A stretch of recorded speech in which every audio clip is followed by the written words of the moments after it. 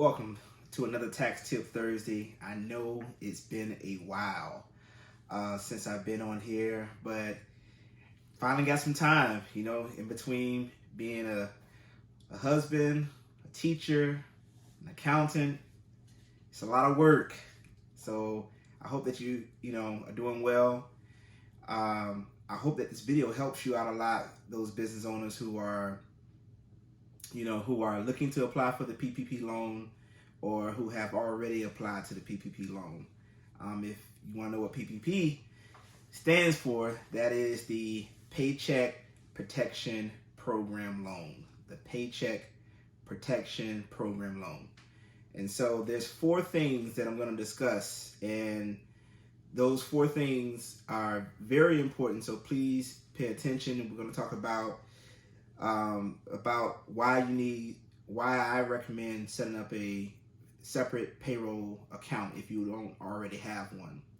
The next thing is having that money deposited.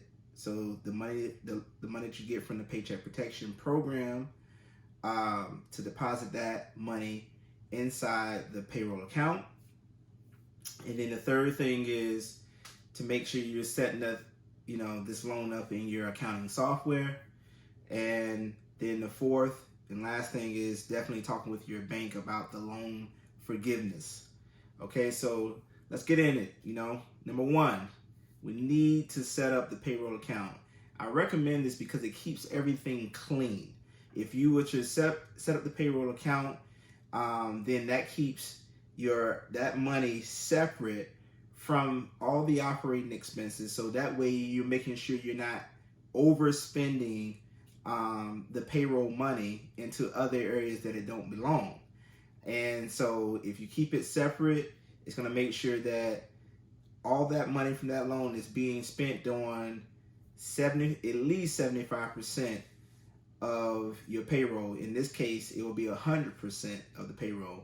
And if you need to spend it on the other 25%, like rents, utilities, those things, I will then transfer that money out of the payroll account into the operating account to take care of that expense. So that whether that is a utility payment, a rent payment, a mortgage interest payment, those are the things that you can use the Paycheck Protection loan for. The next thing is you want to deposit that loan money inside the payroll account, because again, it keeps everything clean. Everything stays clean that way.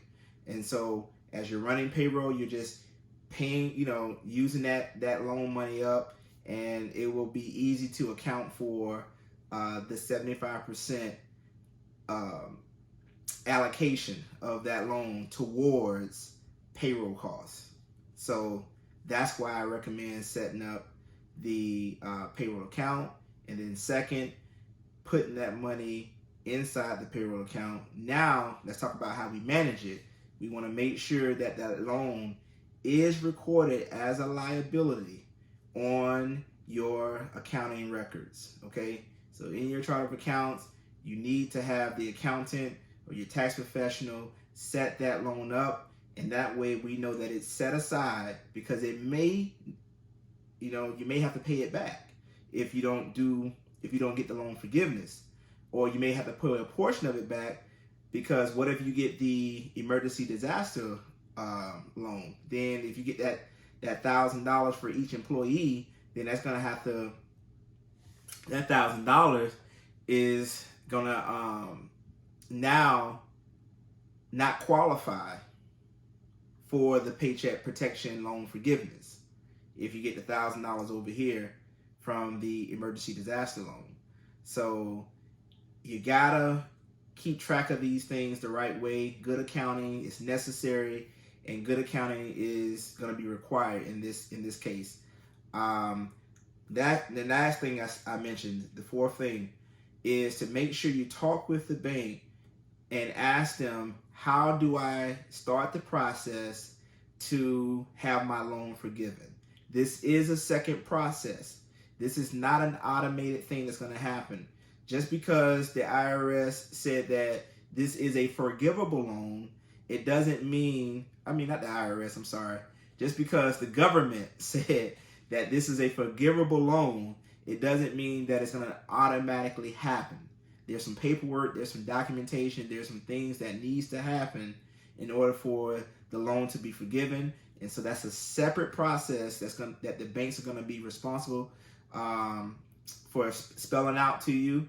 And you need to reach out to them. You need to be proactive with this because everybody's hectic right now. Like everybody's is just on edge and not everybody's thinking clearly.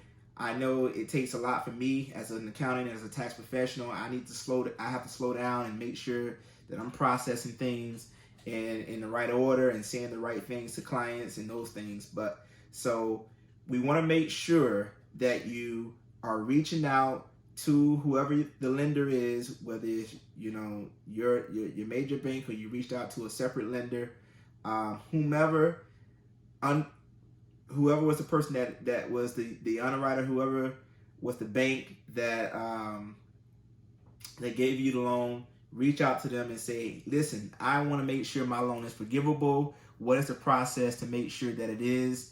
And so that way they can get you that process and get the process started. And that way you can be ahead of the curve when it comes to knowing what it is exactly that you need to do to have that loan forgiven. I look forward to seeing you on another Tax Tip Thursday. I'm trying to get back in the mode of doing this every Thursday again.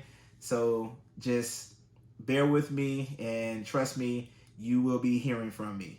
Have a great afternoon. I look forward to seeing you guys again.